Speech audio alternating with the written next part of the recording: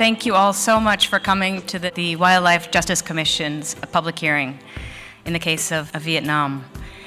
I learned a lot of information. The Wildlife Justice Commission really needs to be commended for the excellent investigation they've done, but also this public presentation I think is just so enlightening for many people to really understand the sort of nitty-gritty of what's going on there. It's really exciting to hear, especially to see the professional way of analyzing and presenting the case file.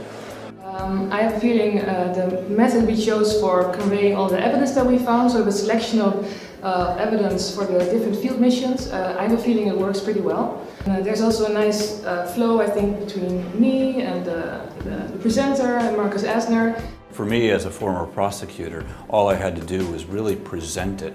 I had terrific witnesses who were extremely well prepared, and while it looked like a lot of work and it looked very slick and pretty, but all the work that went into it was really work that I think the Wildlife Justice Commission investigators had done in advance. I thought there was some incredibly compelling evidence being presented.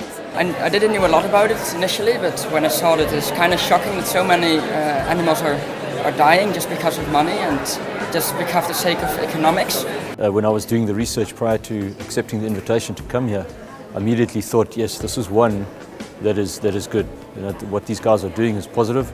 It's a good action, and it's nice for a ranger to see and hear this.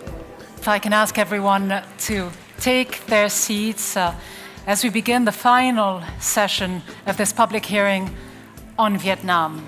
The panel has unanimously decided to confirm the conclusions of the investigations conducted by the Wildlife Justice Commission. The 51 individuals identified in the map of facts and its updates, so during those investigations, have been actively involved in illegal wildlife trade and ancillary crimes.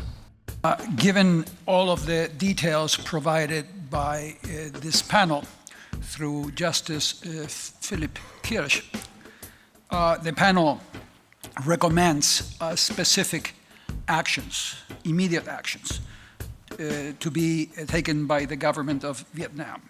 These are the recommendations of this independent panel. Thank you very much.